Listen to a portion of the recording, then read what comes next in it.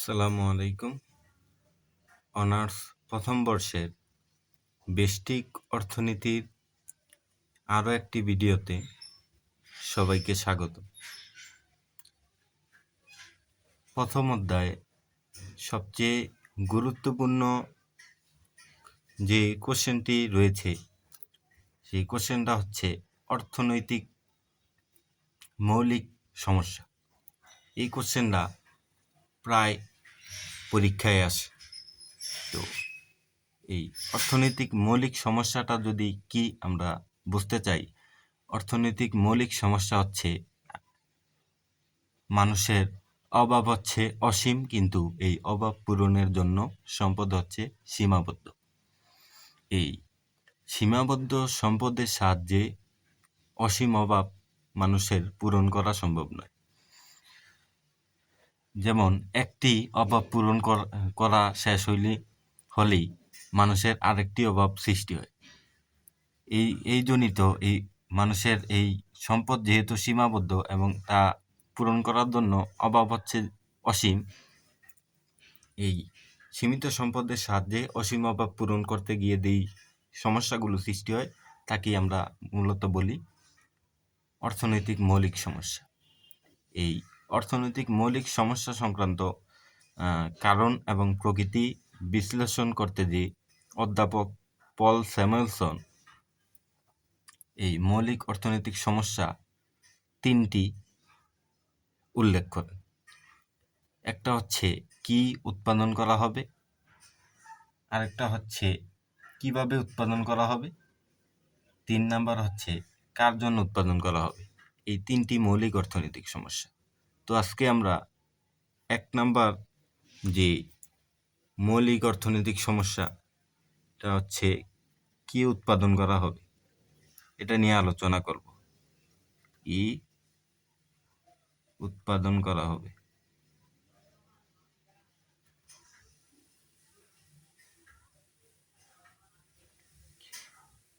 কি উৎপাদন করা হবে? মানুষের প্রত্যেক সমাজেরই প্রথম মৌলিক অর্থনৈতিক সমস্যাই হলো কোন কোন দ্রব্য সামগ্রী উৎপাদন করা হবে এবং কি পরিমাণ উৎপাদন করা হবে তা নির্ধারণ করা। তো এই মানুষের অভাব যে অসীম, কিন্তু অভাব পূরণের উপকরণগুলো যে সীমাবদ্ধ, এই সীমাবদ্ধ উপকরণের সাহায্যে কোন দ্রব্য সামগ্রী উৎপাদন করা হবে এবং কি পরিমাণ উৎপাদন করা হবে, এটাই প্রথম অর্থনৈতিক মৌলিক সমস্যা। এই অর্থনৈতিক মৌলিক সমস্যা, এই সমস্যাটি এই উৎপাদন সম্ভাবনা রেখার সাহায্যে সম্ভাবনা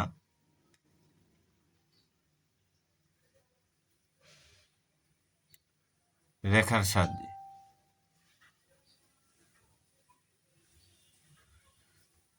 সাহায্যে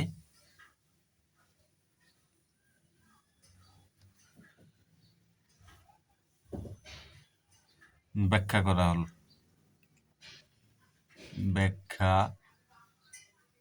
করা হলো।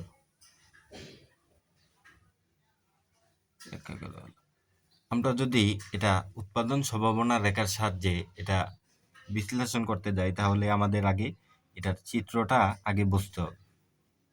এই চিত্রটা যদি আমরা ভালোভাবে বুঝতে পারি, তাহলেই আমরা এই অর্থনৈতিক মৌলিক যেই সমস্যা কি উৎপাদন করা হবে এটা বুঝতে পারব।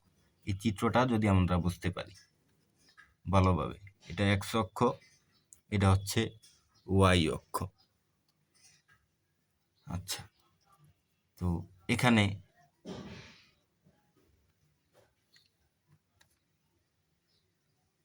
এই এ এবং বি এই রেখাটা হচ্ছে উৎপাদন সম্ভাবনা রেখা।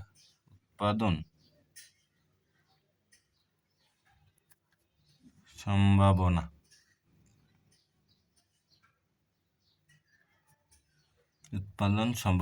রেখা, এটাকে বলা হয় উৎপাদন সম্ভাবনা রেখা। এখানে যদি আমরা দেখাইতে চাই, যে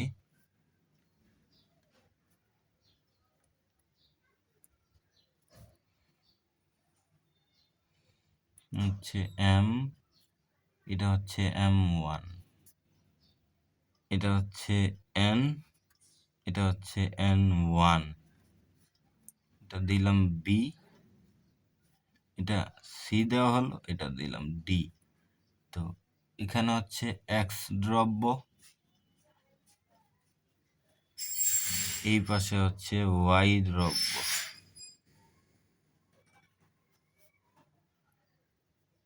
এখানে একটা বিন্দু নিলাম E। তো এখানে যদি আমরা বুঝতে চাই এই চিত্রটাকে, যে এখানে আমরা জানি যে এই OX যে অক্ষরটা এটা হচ্ছে আমাদের ভূমি অক্ষ, আর এই OY যে অক্ষরটা এটা হচ্ছে লম্ব অক্ষ। এই চিত্রটা যদি বুঝতে পারি তাহলে এই চিত্রের আলোকে আমরা এটার বিবরণ লিখতে পারবো খুব সহজেই। তো এখানে আমরা যদি এই চিত্রটা যদি বুঝে যাই তাহলে এটার বিবরণ খুব সহজেই লিখতে পারবো।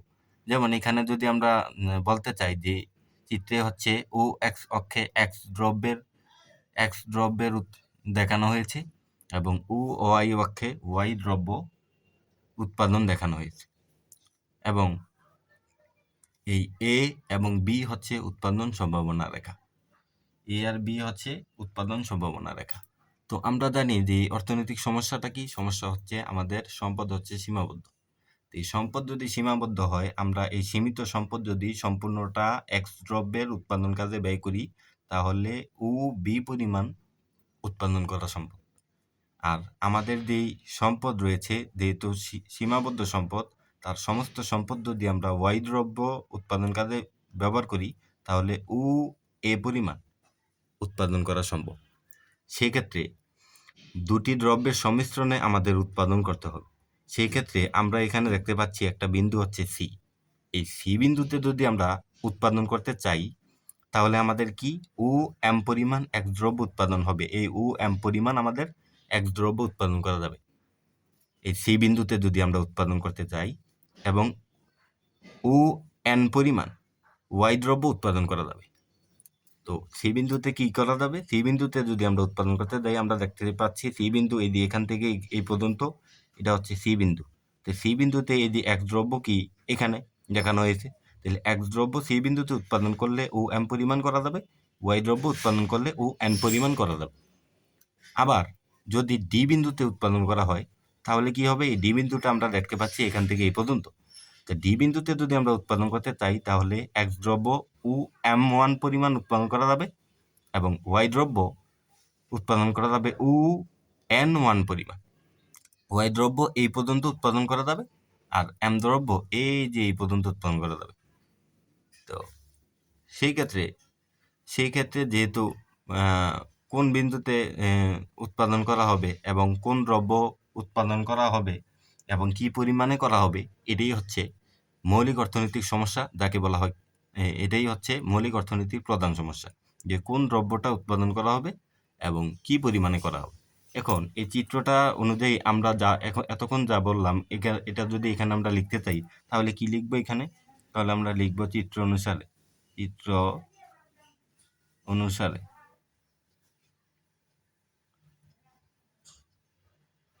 চিত্র অনুসারে OX অক্ষে, কেউ এটা OX অক্ষ বলে, আবার কেউ বলে ভূমি অক্ষ। তো আমি এখানে ভূমি অক্ষই লিখলাম।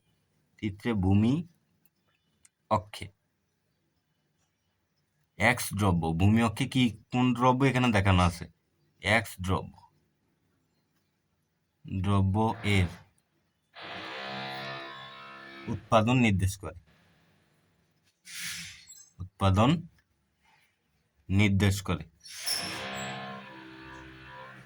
নির্দেশ করে।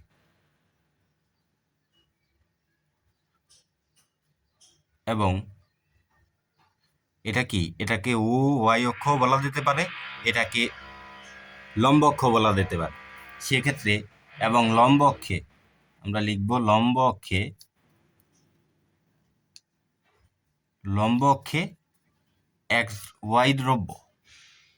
Y দ্রব্যের উৎপাদন দেখানো হয়েছে। Y দ্রব্যের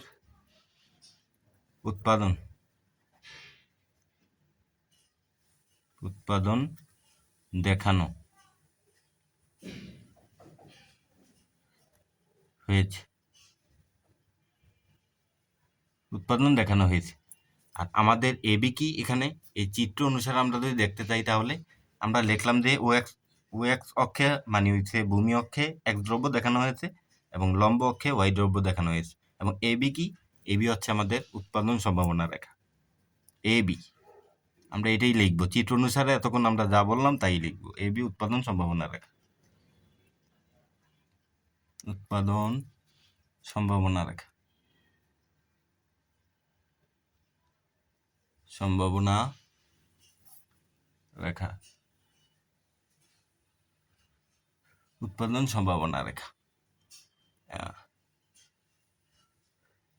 তারপরে কি বলবো? যদি সমস্ত সম্পদ, সমস্ত সম্পদ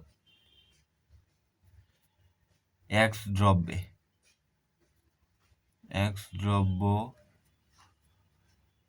বিনিয়োগ করি,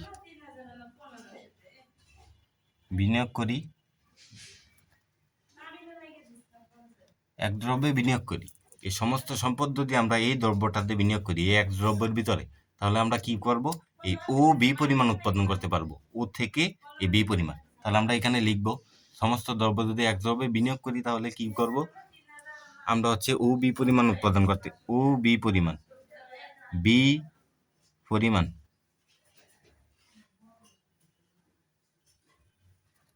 উৎপাদন করতে পারবো,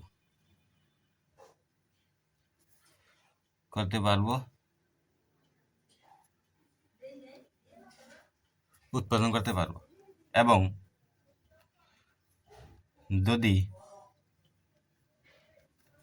এবং যদি কি করি এই সমস্ত সম্পদ ওয়াই দ্রব্য উৎপাদন কাজে বিনিয়োগ করি তাহলে ও থেকে এই এ পরিমাণ উৎপাদন করা যাবে, এই ও থেকে এ পরিমাণ।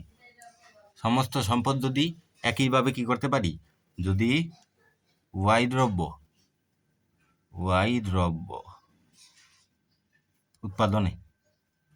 উৎপাদনে বিনিয়োগ করি,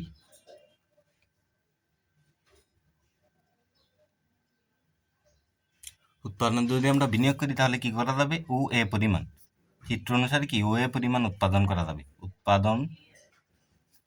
ও এ পরিমাণ উৎপাদন কি করা যাবে?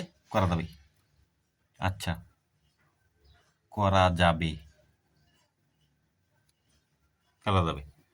হ্যাঁ, তারপর পরবর্তীতে আমরা যদি সি বিন্দুতে উৎপাদন করি, এই যে চিত্রতে এই সি বিন্দুতে যদি উৎপাদন করি তাহলে কি হবে? যদি সি বিন্দুতে উৎপাদন করলে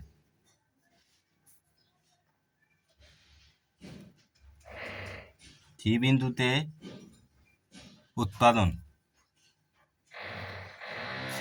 যদি উৎপাদন করি তাহলে কি হবে? সি বিন্দুতে এক দ্রব্য কতটুকু পরিমাণ? এই সি বিন্দু বরাবর এক দ্রব্য হচ্ছে ও এম পরিমাণ এবং ওয়াই দ্রব্য হচ্ছে ও এন পরিমাণ উৎপাদন করা যাবে। তাহলে এটা লিখি, এক দ্রব্য ও এম পরিমাণ এবং কি এবং ওয়াই দ্রব্য হচ্ছে ও এন পরিমাণ উৎপাদন করা যাবে, উৎপাদন করা যাবে।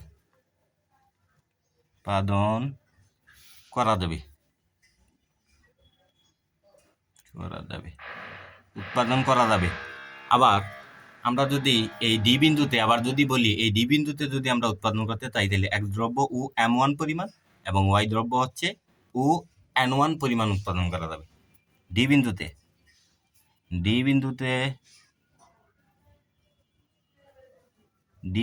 এক দ্রব্য কত? এক দ্রব্য হচ্ছে ও এন ওয়ান পরিমাণ এবং ওয়াই দ্রব্য ও এন ওয়ান পরিমাণ। এখানে হচ্ছে এম ওয়ান পরিমাণ, এখানে হচ্ছে এন ওয়ান পরিমাণ উৎপাদন করা যাবে,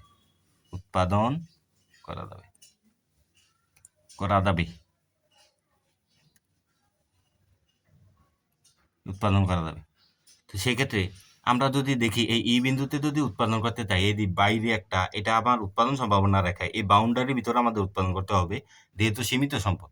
সেই ক্ষেত্রে আমরা যদি এই ই বিন্দুতে উৎপাদন করতে যাই, এই এই এবি রেখার বাইরে গিয়ে এই বিন্দুতে উৎপাদন করতে যাই, আমাদের সীমিত সম্পদ হওয়ার কারণে এই বিন্দুতে আমরা উৎপাদন করতে পারবো না। কারণ এই বিন্দুর ভিতরেই আমাদের উৎপাদন, এই এবি উৎপাদন সম্ভাবনা রেখার ভিতরে উৎপাদন করতে হবে। সেক্ষেত্রে কোন দ্রব্য উৎপাদন করা হবে এবং কি পরিমাণ উৎপাদন করা হবে, এটি হচ্ছে অর্থনৈতিক মৌলিক অন্যতম সমস্যা। তো এই ছিল আজকের এই ভিডিওতে, এই পর্যন্তই। দেখা হবে নেক্সট কোনো ভিডিওতে। সেই পর্যন্ত সবাই ভালো থাকো। আসসালামু আলাইকুম।